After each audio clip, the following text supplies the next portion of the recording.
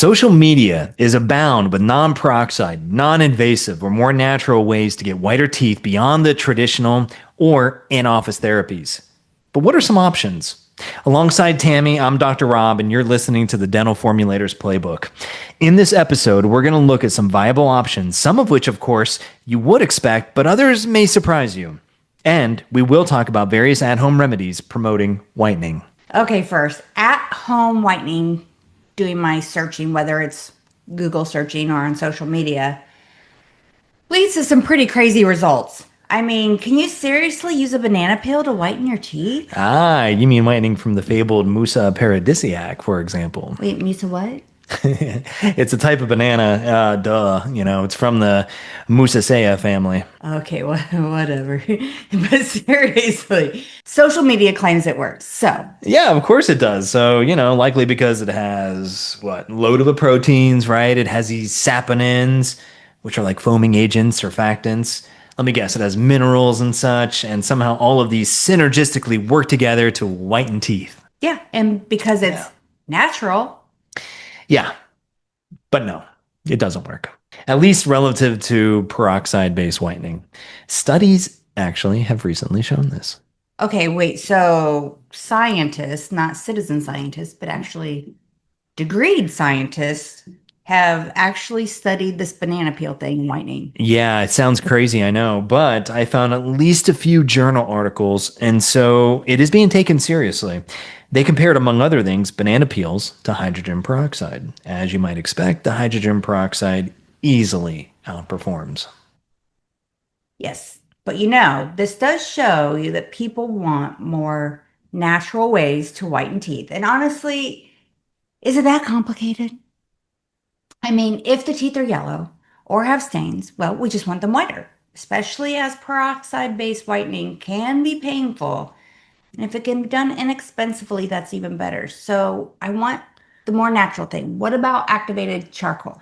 Yeah, activated charcoal is an interesting choice. But charcoal, it's insoluble and functions as an abrasive. So unless it's effective at disrupting the pellicle layer, it may not help. A 2023 study determined that the RDA, remember that from episode 8, RDA? Oh, yes. From various charcoal toothpaste, and found that they can range between 10 and 170. Huge range. So there will be some physical means via the content and size of the charcoal abrasives, how they're prepared, whatever the size distribution is, the loading level, all of that will go into the RDA score. Okay, but that's cleaning. What about whitening? Yeah, and actually, I figured, safety first, and that's why we discussed. But separately, another study specifically looked at the whitening, and they compared charcoal powder, and they said, well, you know what? It can't really improve the appearance against a high peroxide gel. It's good marketing, though, right? I mean, apply a black colored substance to the teeth after brushing with it. Your teeth have to look whiter, right? Yeah, I mean, they would, aside from the fact that black toothpaste is not really that appealing. I mean, after you're done brushing and you spit in your sink, unless your sink is dark colored and stuff, that's going to look, it's going to look interesting. Anyway, there remain better whitening approaches. Okay, so what about baking soda? So this is a good one, actually.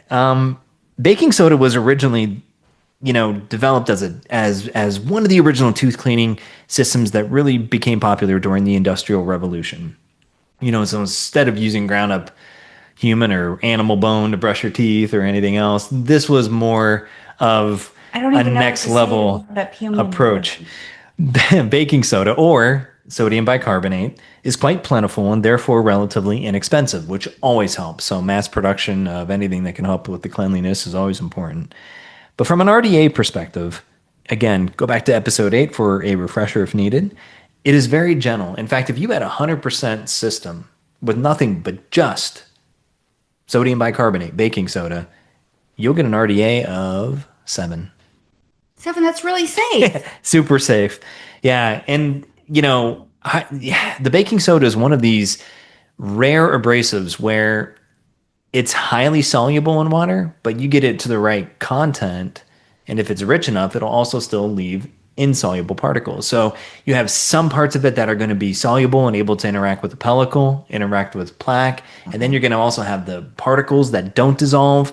That's going to still be available for the physical removing. So all that is pretty appealing. Strangely, Arm & Hammer dominates this area, and I've always found it kind of curious that other companies don't have their own full suite of baking soda tooth products because, well, I mean, there's no patent on this. I mean, this is original stuff. They can use a lot of baking soda in their paste. So I think even one of the Arm & Hammer pastes, peroxicare, it can have up to like 65% of an abrasive. I mean, that traditionally you would have maybe, and I'm just going to throw this out there because every paste is different, and really some people view the main difference between a dentifrice and a gel is the actual presence of an insoluble abrasive. It would be like maybe 20%, 25%. So to have it go all the way up to 65%, that's like a lot more. yeah, it's a lot more, but it's also because the sodium bicarb is dissolving too. So you have some of it that remains in solution until it gets maybe saturated, and then you still have some insoluble. So that's one of the reasons. But still, they even have, and they've shown clinical studies that plaque removal is absolutely incredible relative to a silica toothpaste, even whenever their baking soda content is down like 27% or even 20%. So it's just a great cleaner. We know this. I mean, baking soda, it's a great cleaning agent, right? So great for plaque removal, really great for cleaning. Now, can it get some of the whitening intrinsic stains from the tooth? Probably not.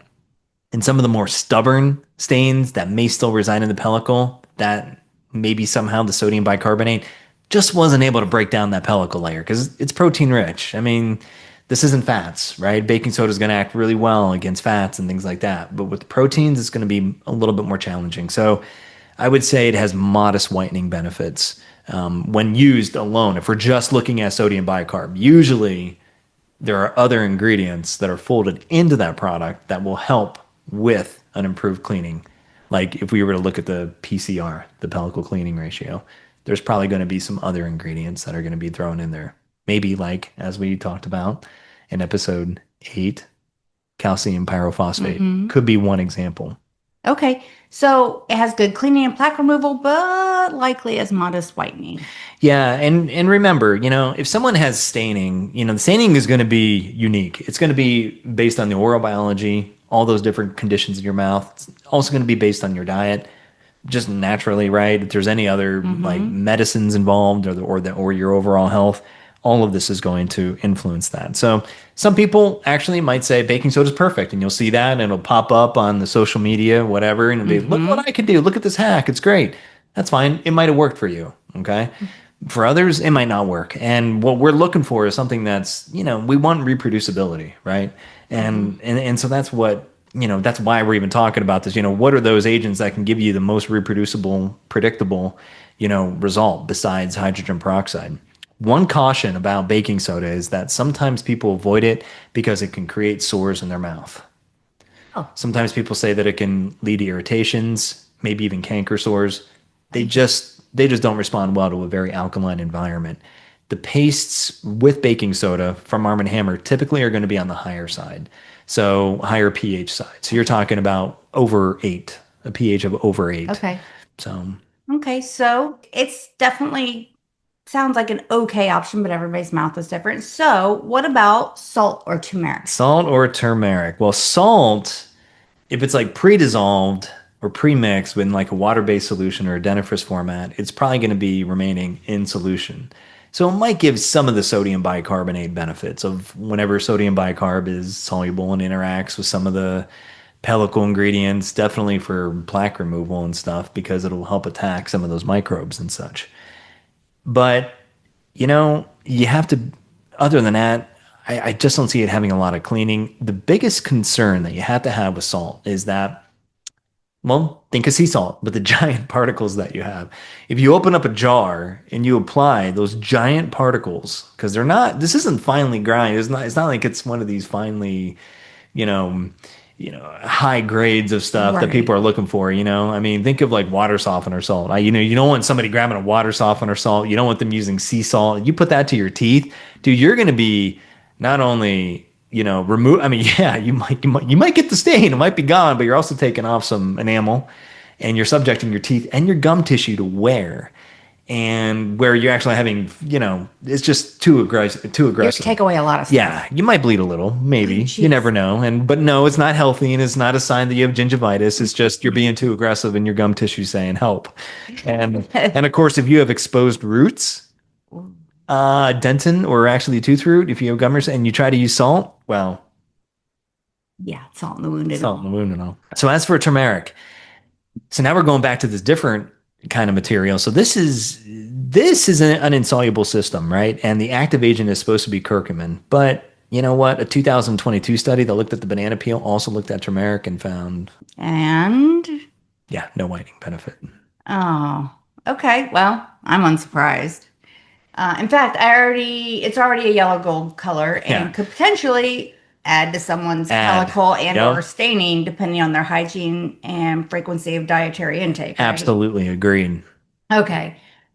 Moving on. What about, and these are also strange, but what about ground coffee or clove powder? I know these agents also have their own tannins that could actually contribute to a pellicle. That's why they're weird for me. Yeah, so there is some kind of concern for that.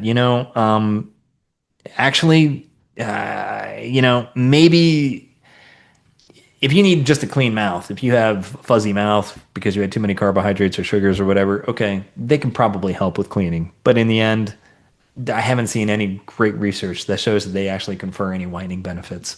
So I would, and in fact, I think, just like what we said, I think it might actually complicate your whitening efforts. Okay, yeah. Well, that makes sense to me.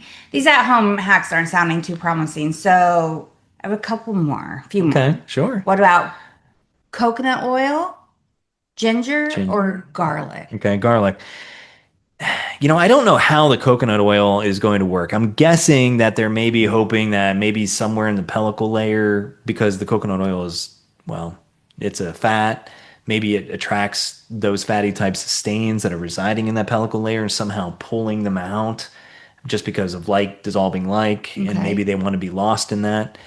I think it sounds good, but there was a study that was done in 2016 out of Michigan that looked at coconut oil, sesame oil, and actually sunflower oil against, their whitening, potential benefit relative to peroxide. And, well, it was a peroxide mouthwash that they tested against. And what do you think happened?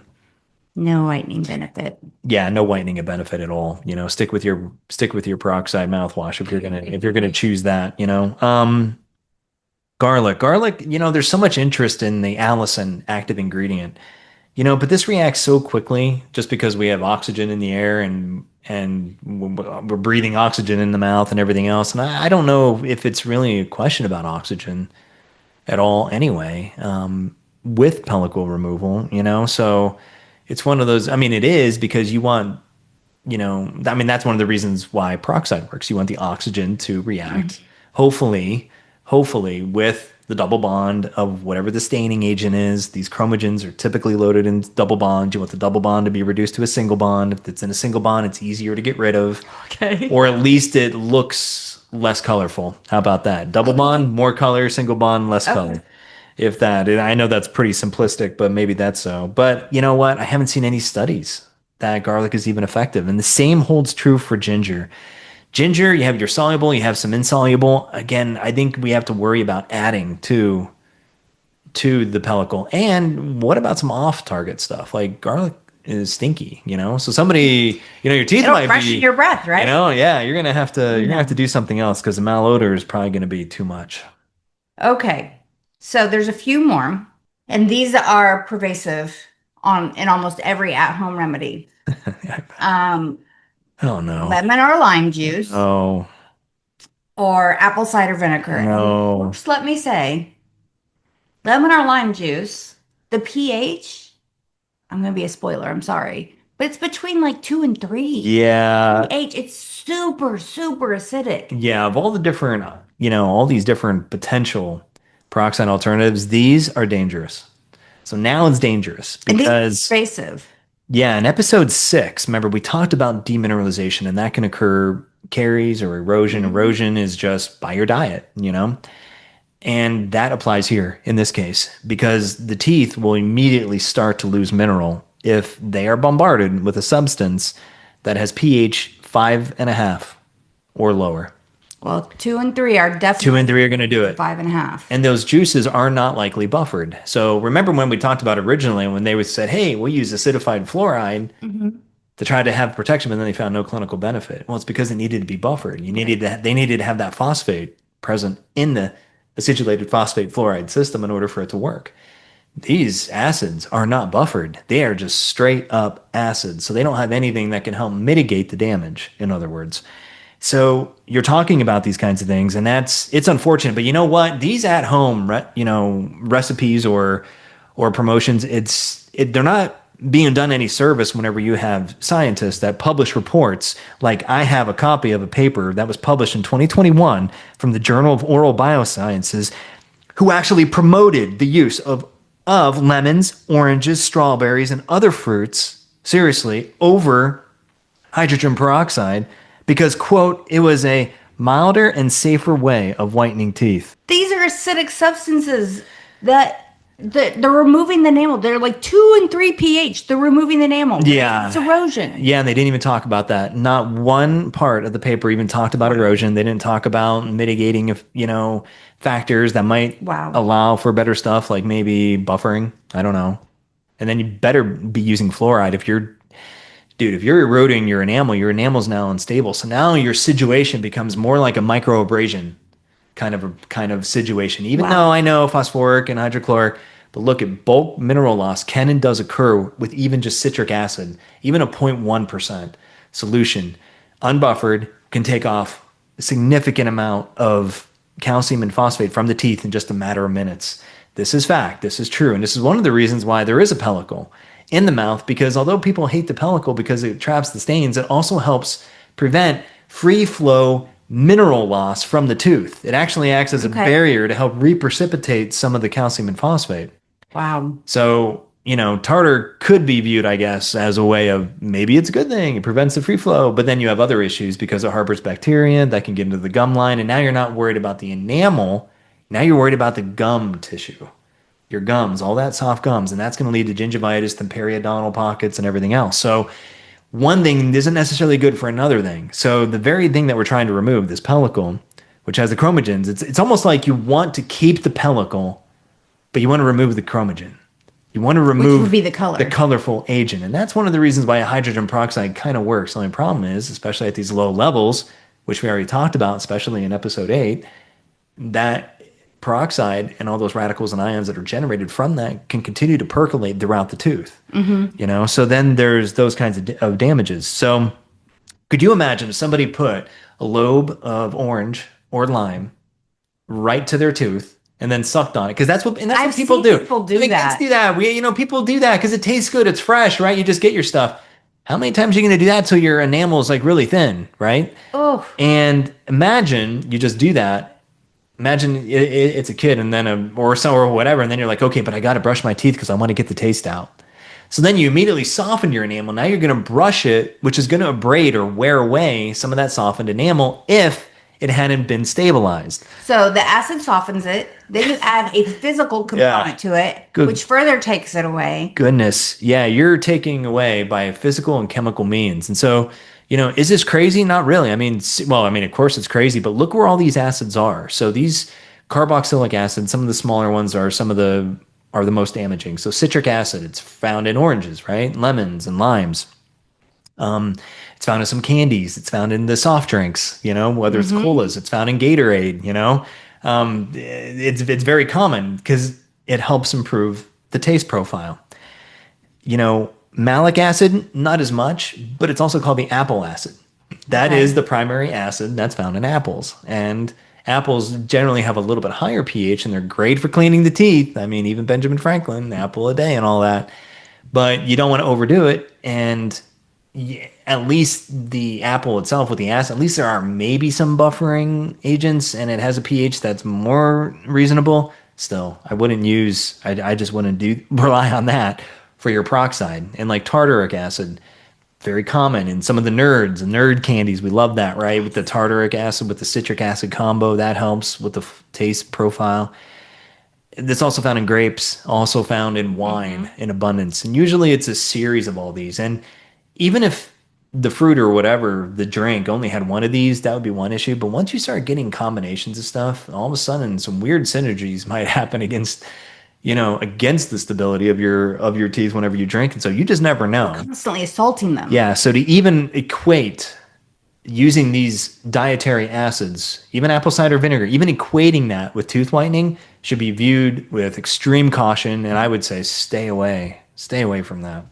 Okay, so these people who are opting for natural tooth whiteners, like using limonene, lemon juice, Goodness. malic acid, etc., they're probably the type that's also going to avoid Yeah, fluoride, I hope right? not. I hope not. Not to their, and if they avoid it, that's to their detriment. Again, pH of enamel that where damage starts to occur is around 5.5. So you're messing with stuff even lower than that. Even if it is buffered, you're still running these risks. I mean, there's even safety protocols for given dental treatments. We kind of talked about this in one of the earlier episodes where you can't, if you the only the only treatments that are allowed to even have an acidic environment like an acidulated phosphate Mhm. fluoride, well, they have to have fluoride. Like if you're going to have a pH of 3, you better have fluoride in it and it better be well buffered. But if you don't, you're in big trouble. Yeah, it So doesn't have built-in fluoride. no, and once it'll be gone. And it just, again, it goes back to this 2021 study, and I have to throw shade on it because it's just it's too much, man. And you had a diverse group of researchers, man. I mean, from Italy and France and Luxembourg and Ukraine. I mean, very poor conclusions because that drives the wrong type of behavior, right? A message that it's safe to Yeah, use. and They it's say not it's safe. mild and safe, and it's really, It's these not are safe. some of the primary causes, even with dietary concerns of Yeah. erosion. Well, sure. I mean, anybody who, has certain dietary restrictions for whatever, whether it's belief, whether it's whatever be the case, if it's just lifestyle choice, that's fine. But usually you have to supplement because you're not going to get all of your stuff. And those that are more acidic in nature, yeah, that's going to be and it is. It Um, is a problem. A 2023 study, a whole separate study said, hey, why don't you use tomato juice or star fruit juice to whiten the teeth? I mean, and it didn't work. They tested it against hydrogen peroxide. It didn't work. They're going to erode enamel. okay, that's no bueno, amigo. Yeah. So I've also seen, if I hope I'm pronouncing this correctly, miswalk being suggested. Yes, the Salvador persica, right? Um, Originating in the Persian lands of antiquity, right? They would take a tree, they would have a tree, it was the Salvador persica, and they would take little clippings of it, branch, and then they Social would use media, that to chew social on. media says And it's the African solution. no. That's what all of social media says. Yeah, I don't understand But that's kind of because this funny. is Persica. Otherwise, why would it? Anyway, but anyway, heck, maybe I'm wrong. But again, the chew sticks, they're going to help you clean, get chunks of food particles out of your teeth. No doubt about that. It might actually have some antimicrobial benefits if it's fresh and if it's prepared in certain ways, because there are ways of preserving its efficacy, even if it has been harvested from the tree. There's different ways of doing this. Manufacturers have ways. Sometimes I don't know, you could do cold solvent extraction with high pressure, like carbon dioxide. You could use glycerin. I mean, there's different ways of actually extracting these compounds that are bioactive that might be having antimicrobial benefits. But whitening benefits, again, if you're scraping away, physically removing, you're probably going to get the stain. It's more of a cleaning But though. you have to be really careful with your gums Yeah, you're chewing because, on bark basically, right? well, Or and a stick. you might be wearing your gum tissue down. Wow. So it could accelerate the aging and the pulling away of your gums. I mean, it's going to happen to all of us if we live a long enough life, right? We have these gummers. It just happens. It's just So part not of only do we have to getting, worry about basically thinning enamel, but the recession of our gums, and these are things that yes. inevitably happen as we age. Yeah, that's right. So are there actual peroxide alternatives? Yes, there are. Yes, they are. And Okay. some might be as effective as hydrogen peroxide. Some might not be, but the important thing is, I know several of them, three of them, in fact, they don't have cytotoxic effects. so they won't inflame certain cells, maybe that are in Right. your, tooth structure, maybe in the Mm-hmm. pulp chamber if the peroxide happened to get that deep, if it did. Or at the very minimum, because some people say that, well, maybe hydrogen peroxide is responsible for enamel softening. Well, if it's delivered in an acidic format, probably. Okay. You can mitigate that by buffering it. Some people even put nano HAP in a system to help Okay. provide that as a buffer to help free flow, release of calcium and phosphate from the teeth. But these other approaches could be a possibility. So here's two of them that we're pretty familiar with: bromelain from pineapple and papain from papaya. Okay. So bromelain, I know you said we're familiar with them because we have formulated with them before, but I've heard that somewhere else. It's a meat tenderizer. Yes. Yeah, it's functioning as the same thing because the pellicle is proteins and, well, meat is made of proteins. Okay. So Palico's protein based, just like tough meat is protein based, and that's what a meat tenderizer does is break it Yep. down, and that's So, bromelain. yep, that's right. And so, based on a 2023 study, it seems to have low cytotoxicity effects relative to the 6% hydrogen peroxide that it compared to.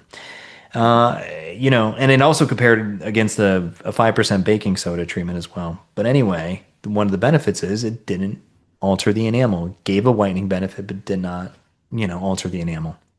That's great. That's good to know, as cytotoxicity is one of the concerns with peroxide. Um, so what about papain? Yeah, I like papain way more than bromelain. And, papain hasn't really been studied as much. I think it's becoming more popular. We certainly like it and promote it. So we think it's popular for with us. But it does have whitening benefits for sure. And some studies, like there was a 2020 study that said that it might not be as good as bromelain, but it was right there. It was right, comparable. Whenever we're talking about not as good, it's like, okay, well then just treat your teeth a little longer with it, Okay. if you need to. Okay, so why is it that you like to work with papain more than bromelain? Really from a formulation perspective, the profile of papain is way more amenable to flavors and such. Bromelain smells like dirty socks. Ew. Yeah, it's very similar to arginine. I mean, there's other options out there. It just doesn't taste or smell very good. And so that means that the flavor must be masked really well, which requires usually other ingredients. So, um, but I mentioned a third one. So going back to that 2020 study, aside from bromelain and papain, there was one more ingredient: Which is ficin. this is a new one for me. Yeah, ficin, Ficin. Okay. It's a proteolytic enzyme, which means that it attacks proteins, and it's found naturally in fig trees. In particular, it can be extracted from the sap. No way. Yeah, absolutely. Okay, so I haven't seen this advertised, so it must be relatively new. Well, since the pellicle is protein rich, seems like it might work well. Exactly, like a meat tenderizer, right? I mean, in fact, the 2020 study found it to be as effective as bromelain and a 20% carbamide peroxide gel, I thought that was novel for sure. However, unlike that research paper, which used 1% papain, bromelain, or ficin, a savvy formulator will know that there's more important subtleties that should be used regarding these natural whiteners. Do tell. Well, it's all about the concentration of the enzymes doing the work. So, yeah, you could have higher load levels. You just have to be careful you don't have too much tissue irritations. I mean, our gum tissue, our collagen, our dent, that also is made of protein too. So you don't want to have too much of the ingredient, otherwise it starts to act against, what it's doing, right? It's Right. it's Meat attacking the tenderizer, right? pellicle, but it's also tenderizing your gum tissue, right? Right. So, and all this goes into to the, to the issues of whenever you're formulating, well, what is the load level? Maybe you Yes. can use less than 1% because you want to have Mm-hmm. gums at the end of the day, right? Mm-hmm. And so you can use lower levels, but then you got to look at the concentration of the active ingredient, of the active enzymes. So for bromelain and for papain, sometimes these vary from 200,000 all the way up to 800,000 active enzymatic units per gram. Okay. So So I imagine that ficin's similar. Yeah, I think so, but the concentrations are way lower. For instance, there's one product that's sold by Sigma Aldrich, and it has 100 units per gram. So orders of magnitude less. Doesn't mean that it's not as effective. And in Mhm. fact, that was one of them that was used in the study. And maybe that's a better way to go, because if 1% of that did well and Mhm. it's way lower, that might be really promising. There's another, but other companies, again, it depends on how it's been extracted and prepared, processed. And again, processing isn't a bad thing. In fact, it's a good thing. We don't want all these microbes everywhere. We want the best of what we You want. want the purest stuff. Otherwise, I mean, what are we going to do? All travel to some island or some nation and just all start chewing on the damn tree to get the Some whitening people benefit? would. Could you imagine? Goodness, all the bite marks and everything else weird. But anyway, there's another company that markets it, and they use this BAPA term, and it has more than 200 of these BAPAs. This Okay, what fissin. are BAPAs? So it's referring to fissin's ability to hydrolyze or disrupt, break down BAPA, which is an acronym for benzoyl arginine nitroanilide molecule. So, Okay, BAPA. yeah, the supplier would be nutraceuticals. People can check it out. Now, if we haven't worked with it directly, but we could. I mean, I'm certainly open to it because I think that if you can get as good whitening benefits, plus you can minimize the cytotoxicity effects, plus maybe you can get away with using less, and Yeah. maybe it'll be even less damaging to the gum tissue. Who knows? I don't know. But it's nice to have options. But bromelain, papain, Vicent all sound like they're pretty appealing. And it's great that none of the three presented Yes. cytotoxicity. Yeah, I think that's the biggest one. I know we keep Right. harping on that, but really, whenever somebody says, I don't want the peroxide, well, some of the pain could be from those Well, cytotoxicity effects. absolutely. Yeah. So it's nice to have safe, natural options, and I feel like we're getting somewhere. Are there products that have any of these three items? We just like bromelain, papain, or Yeah, fissin? there are some, but there's really few that have all of these combined. There's one product that has bromelain and papain and miswak and neem, and they put it all into a toothpaste. Not neem oil, because that is, I use it on my plants. That's really pungent. Yeah, it is for sure. But yeah, no, they combine these four ingredients with other important ingredients that they don't really talk about much whenever they're Mm, marketing their product. I bet it doesn't fit their marketing narrative very No, it well. doesn't. The product is called Glow Dent, and they have some studies, and it looks promising for sure. We're not throwing shade on that, but if they're saying, and if it sounds like, oh, we have a natural toothpaste that has all these four natural ingredients, no, because you have unnatural ingredients also in that toothpaste. It also has sodium lauryl sulfate, which hey, originally it was derived from coconut originally. Okay. Is it now widely processed? And derived maybe from other synthetic, stocks, like maybe from, I don't know, the petroleum industry, potentially. They're just trying to, you try to use whatever you can. Mhm. It's probably not coming from coconut. So they have cocamidopropyl betaine in there. They have sodium lauryl sulfate. They also have some pyrophosphate, which you need to create. That has to be processed. Pyro generally refers to heat and Mm. fire, and so that's what these are. Some of these pyrophosphates are just heated up at a certain temperature. And of course, it has different flavor systems and stuff. But the thing that I really enjoyed was whenever it said on the ingredient panel of the product, it said it has up to 1,000 ppm of sodium fluoride. Okay. Up to Up to. 1,000 ppm, because this can't be a US product, first of all, because the US has very strict standards. But if it says up to 1,000, could probably also mean down to 100. Down to 100, exactly. No, this is a product that was marketed in and around India, right? So, is it available to somebody in the US? Sure. If you really want it, you can go get it. You can order it, I'm sure. You can get a lot of things online. That's really strange and kind of funny. Yeah, So kind of funny. Yeah, maybe you get a good batch, maybe you don't. yeah, maybe you don't. You don't know. Okay, so lastly, I'm going to say, what about PAP? PAP, huh? The thalidoperoxycaproic acid, also referred to as PAP or just PAP. Yes. Yes, okay, that's it. PAP for me, PAP. I see this advertised quite a bit as a peroxide alternative. Is this natural though? It doesn't sound like it is. Yeah, a lot of the advertisers are coming from outside the US, but it's being sold within the US. So Okay. it's harder for companies within the US to actually get this agent. It's a strong oxidizer. We even got some. Solvay makes it, and this is a European company based in Belgium. I'm not exactly sure why it is so stubborn to get. I was able to get some. Solvay has a brand of Ureco HCl17 of their PAP material, their PAP. And that's what I was able to procure. There's other chemical companies though within the US that I think act as distributors and you can still get it, but it's just not as popular.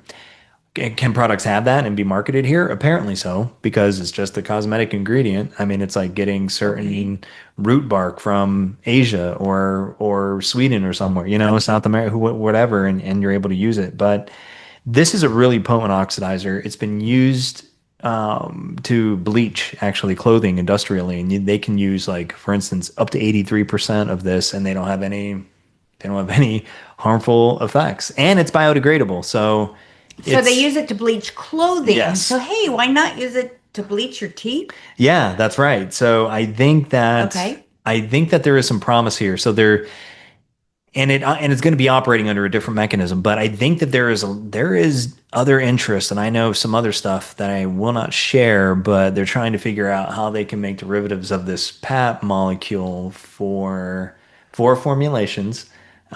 Maybe not necessarily for bleaching purposes. It might work like that, but for other reasons. Okay, so not natural, but does it work?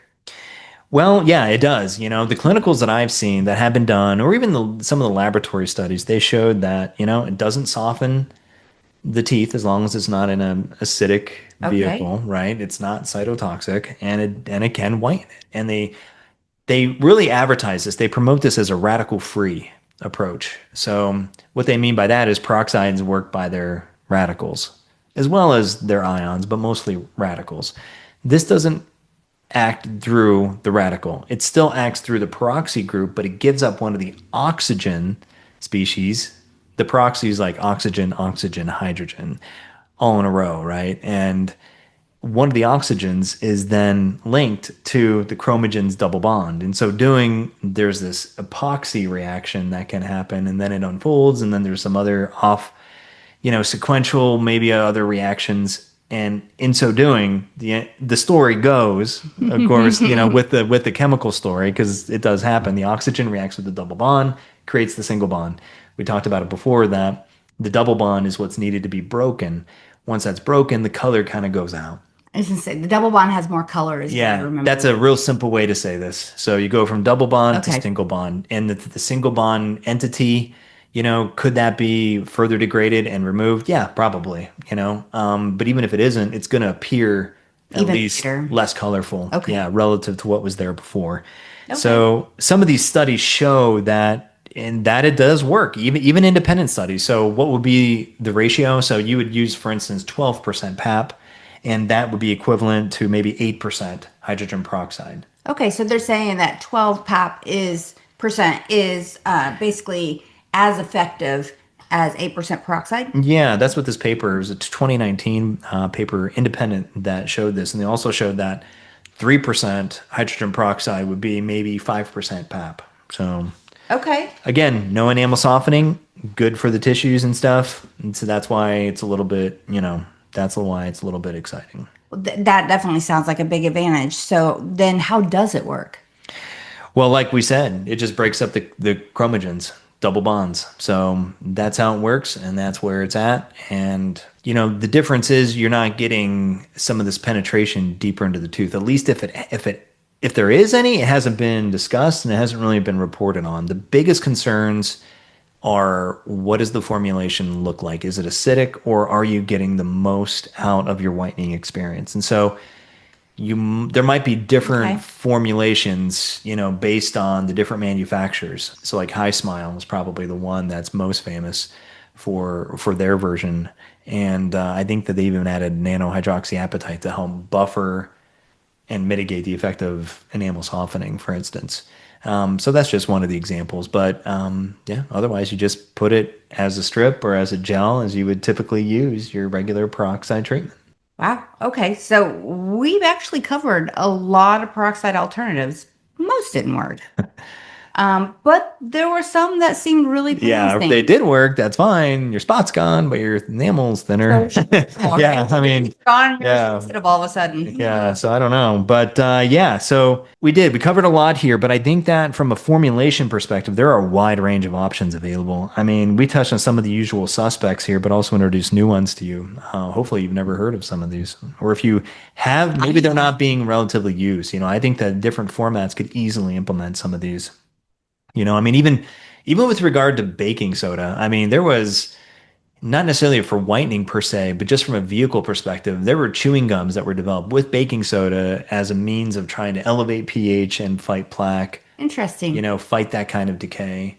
That's, well, we don't have any chewing gums like that have that. I mean, so even something from like a chewing gum perspective or a mint, you could even do something. I mean, there's different things that can be done, strips on teeth or whatever. And there's other clever ways of doing things like using clays, whether it's like Fuller's Earth, which is like a magnesium aluminosilicate, or Okay. just using kaolin clay, which is just your original aluminosilicate. They can even have some really powerful cleaning, which in turn then can give you whitening. So can you combine some of those with some of these other natural or Get some synergy, non-peroxide, get maybe. some synergies and try those out? The world is just completely open for these. And heck, you can even try extracts from different mushrooms if you want, like the shimeji. Fungus doesn't sound very appealing.